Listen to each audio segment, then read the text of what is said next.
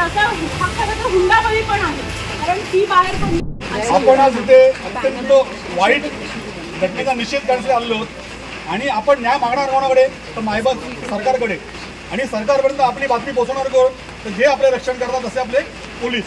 तर आपण त्यांच्याकडे आज आलेलो आहोत. साहेब आम्ही आज तुम्ही सगळे बॅनर बघितलेत तर तुम्हाला बॅनरनुसार सर्व लक्षात येईल की आजची सध्या परिस्थिती काय आहे. आणि हे अत्याचार असं नाही की अत्याचार पहिल्यांदा घटना घडली आहे, अशा अनेक घटना रोज घडत असतात, दिवसेंदिवस घटना घडत असतात. आणि खेदाची बाब म्हणजे हिंदू धर्माचं प्रतीक जे मंदिर आहे आणि ज्या देवापर्यंत आपल्या भावना पोहोचवतो असा जो पुजारी आहे, असा पुजारीचा अशा अत्याचार आपल्या आयापर्यंत जाणार असेल तर माणसांनी जावं कुठे. माणूस म्हणतात ना की थोडा डिप्रेशन असेल तर जातो मंदिरामध्ये, जातो शांतीसाठी जातो, तर माणसांनी जावं कुठे. हा एक मोठा सध्या पडलेला सर्वसामान्य प्रश्न आहे. तर आमचं एवढंच म्हणणं आहे की आज आम्ही जे आलेले आहोत तर आम्ही सरळ म्हणतोय की आज हे जे पाऊस पडतोय आम्ही तर कोणी छत्री उघडली नाही बिलकुल.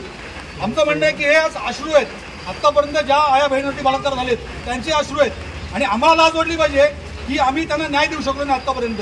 ताईने सांगितलं की 1.5 वर्षाच्या मुलीवरती फाशी बलात्कार झाला.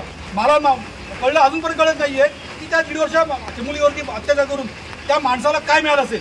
साहेब त्याला जन्मठेपी शिक्षा झाली पण आता त्याचे प्रयत्न चालू आहेत की तो मेंटली हे दाखवून त्याला बाहेर पडायचा प्रयत्न चालू आहे. त्यावेळेला आम्ही सह्याद्रीने आवाज दिला होता, जवळजवळ 5,000 लोकांचा मोर्चा आम्ही आज त्यावेळेला तो इथे आणला होता. शंभूराज देसाई स्वतः इथे आले होते आमचं म्हणणं ऐकायला. त्यांनी देखील आमचं म्हणणं ऐकलं, फास्ट ट्रॅक कोर्टा भेटेन तो कायदा चालवला. तशीच आमची मागणी आहे की आपण हा जो निरोप आहे तो संबंधित खात्याकडे गृहमंत्र्याकडे द्यावा आणि हा फास्ट ट्रॅक कोर्टामध्ये खटला चालून लवकर अशा नाराजांवरती फाशी शिक्षा व्हावी. कारण हे आहेत कोण, नावं तुम्ही बघितलीत तर नावं तुम्हाला दिसतात, शर्मा, मिश्रा, पांडे, हे खरं सांगायचं परप्रांती आहेत. पण पुन्हा हा मुद्दा मला घ्यायचा नाही आहे. पण कारण बलात्कार करणाऱ्याला कुठलाही जात कुठलाही धर्म नसतो, त्याला फक्त त्याची वासना शमवायची असते. आणि ह्या घटना कुठल्याही धर्मामध्ये, प्रत्येक धर्मामध्ये होतात, प्रत्येक जातीमध्ये प्रत्येक होतात. ह्या घटना एवढे आळा बसला पाहिजे.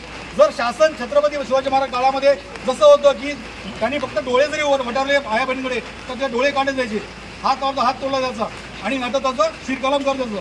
अशाच कायद्याची आता खरी गरज आहे.